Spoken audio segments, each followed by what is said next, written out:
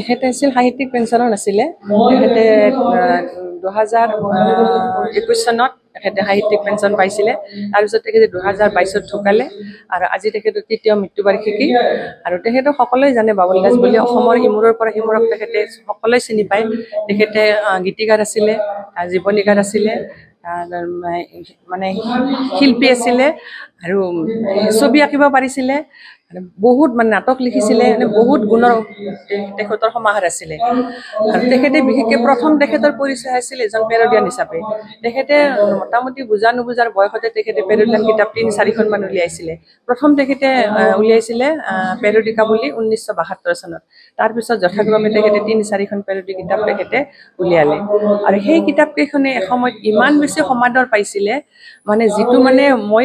আজি মই এইটো দেখি মানে নিজে আচৰিত খাইছোঁ ৱাহিদুৰ ৰহমানৰ লগত তেখেতে সমানে ফেৰ মাৰিছিলে ৱাহিদুৰ ৰহমান যদি প্ৰথমতে মঞ্চত উঠে তাৰপিছত এখেতে উঠে আৰু দৰ্শকক ইমান আপ্লুত কৰিছিলে গতিকে আৰু সেইখিনিৰ কাৰণে মোক বহুতে মানে পেৰডি কিতাপখন মানে পুনৰ সংস্কৰণ কৰিবৰ কাৰণে মোৰ বহুত ৰাইজে মোক মানে যোগাযোগ কৰি আছিলে আৰু সিহঁতৰ যোগাযোগ আৰু সিহঁতৰ অনুৰোধ ৰক্ষা কৰি মই এই কিতাপখন আজি তৃতীয় সংস্কৰণ মই পেৰডিকা এখন উলিয়াই দিলোঁ এইখন উলিয়াওঁতে মানে যথেষ্ট অলপ কষ্ট হৈছে কাৰণ মই বহুত বিচাৰিব লগা হ'ল যিয়েই নহওক মই এইখন তুলি দিলোঁ গতিকে এইখন ৰাইজে মই ভাল পাব বুলি মানে আশা কৰিলোঁ যাতে সকলোৱে আদৰিলে তেতিয়া মই মোৰ শ্ৰমৰ সাৰ্থক অনুভৱ কৰিম আজি আচলতে বাবুল দাস আমাৰ মাজৰ পৰা 3 বছৰ আগতে তেওঁ এনেকুৱা দিনতে তেখেত আমাৰ মাজৰ পৰা গ'ল এগৰাকী পেৰডি গায়কেই নহয় তেখেত সাহিত্য চৰ্চাৰ লগতো খুব জড়িত আৰু বহুত জীৱনীমূলক গ্ৰন্থ তেখেতে লিখিছে তেখেত এগৰাকী গায়কো আছিলে আৰু পেৰডি গায়ক হিচাপে বাবুলৰ এটা সুনাম আছিলে সময়ত আৰু গীতিকাৰ হিচাপে তেখেতে অনাতাঁৰ কেন্দ্ৰৰ এগৰাকী স্বীকৃতিপ্ৰাপ্ত গীতিকাৰো তেখেতৰ গান বহুতেই গাইছে কিন্তু আপোনালোকে জানিলে ভাল পাব যে আমাৰ ৰাইজে বা দৰ্শকে জানিলে ভাল পাব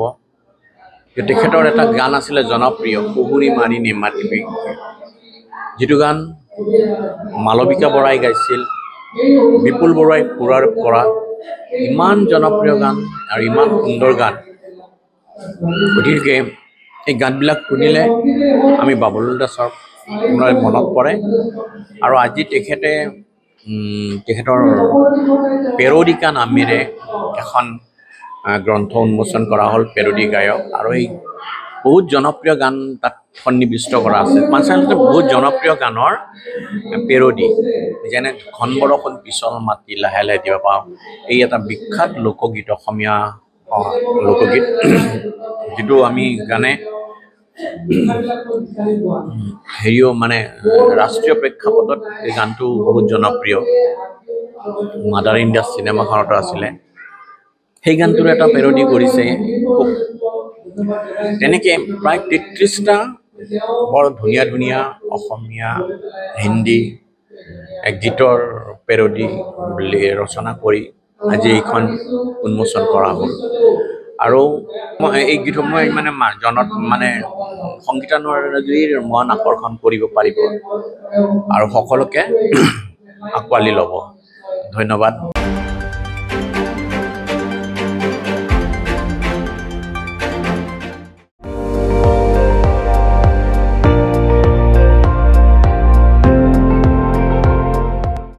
আপুনি চাই আছে ND24 সৰ্বশ্ৰেষ্ঠ নহয় সৰ্বোত্তমৰ দৌৰ